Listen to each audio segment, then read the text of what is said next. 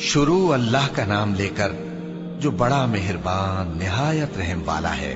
कसम है सलीके से सफ बांधने वालों की, फिर डांटने वालों की झिड़क कर, फिर जिक्र यानी कुरान पढ़ने वालों की गौर करके कि तुम्हारा माबूद एक ही है जो आसमानों और जमीन और जो चीजें इनमें हैं सब का मालिक है, और सूरज के तुलू होने के मकामात का भी मालिक है।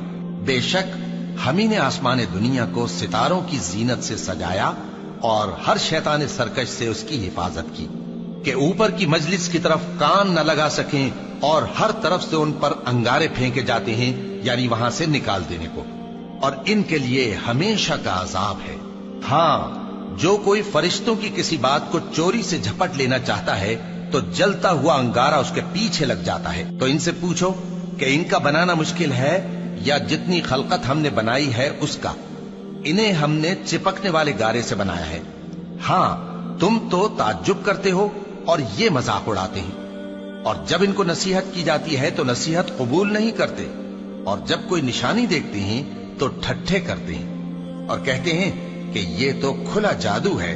भला जब हम मर गए और मिट्टी और हड्डियां हो गए तो क्या फिर उठाए जाएंगे? और क्या हमारे बाप दादा भी जो पहले हो गुजरे हैं? कह दो कि हाँ और तुम लोग जलील होगे। बस वो तो एक जोर की आवाज होगी और ये उसी वक्त देखने लगेंगे और कहेंगे हाय कमबख्ती हमारी, यही जजा का दिन है।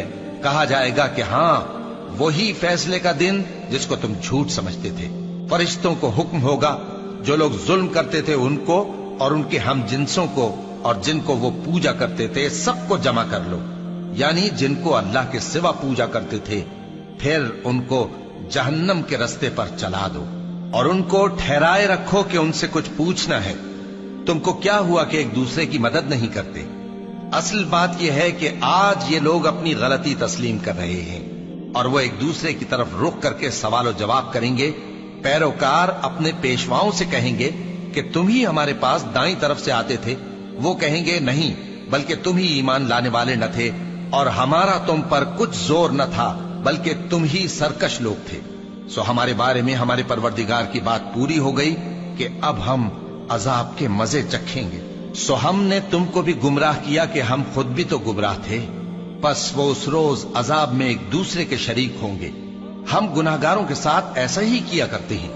उनका ये हाल था कि जब इनसे कहा जाता था कि अल्लाह के सिवा कोई माबूद नहीं तो तकब्बुर करते थे और कहते थे कि भला हम एक दीवाने शायर के कहने से कहीं अपने माबूदों को छोड़ देने वाले हैं? नहीं, बल्कि यही हक लेकर आए हैं और पहले के पैगंबरों को सच्चा कहते हैं। बेशक तुम तकलीफ देने वाले अजाब का मजा चखने वाले हो और तुमको बदला वैसा ही मिलेगा जैसे तुम काम करते थे। मगर जो अल्लाह के चुने हुए बंदे हैं यही लोग हैं जिनके लिए रोजी मुकर्रर है, यानी मेवे, और उनका एजाज व इकराम किया जाएगा।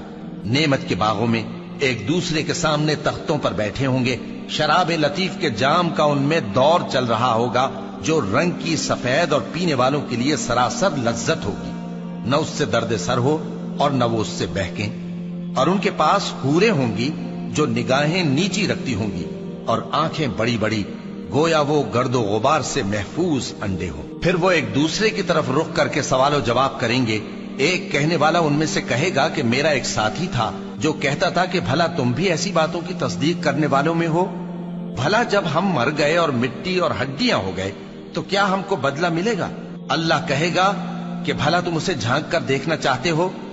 फिर वो झांकेगा तो उसको बीच दोजख में देखेगा। कहेगा कि अल्लाह की कसम, तू तो मुझे भी हलाक करने लगा था, और अगर मेरे परवरदिगार की मेहरबानी ना होती तो मैं भी उनमें होता जो अजाब में हाजिर किए गए हैं। तो क्या वाकई अब हम मरने वाले नहीं? हाँ, जो पहली बार मरना था सो मर चुके और हमें अजाब भी नहीं होने का। बेशक यही तो बड़ी कामयाबी है। ऐसी ही नेमतों के लिए अमल करने वालों को अमल करने चाहिए। भला ये मेहमानी अच्छी है या थूहर का दरख्त? हमने उसको जालिमों के लिए बला बनाया हुआ है। वो एक दरख्त है कि जहन्नम की तह में उगेगा। उसके खोशे ऐसे होंगे जैसे शैतानों के सर। सो वो उसी में से खाएंगे और उसी से पेट भरेंगे। फिर उस खाने के साथ ان کو کھولتا ہوا پانی ملا کر دیا جائے گا، پھر ان کو دوزخ کی طرف لوٹایا جائے گا۔ انہوں نے اپنے باپ دادا کو گمراہی پایا تھا، سو وہ انہی کے پیچھے دوڑے چلے جاتے تھے، اور ان سے پیشتر بہت سے پہلے لوگ بھی گمراہ ہو گئے تھے، اور ہم نے ان میں خبردار کرنے والے بھیجے، سو دیکھ لو جن کو خبردار کیا گیا تھا ان کا انجام کیسا ہوا۔ ہاں، اللہ کے چنے ہوئے بندوں کا انجام بہت اچھا ہوتا ہے۔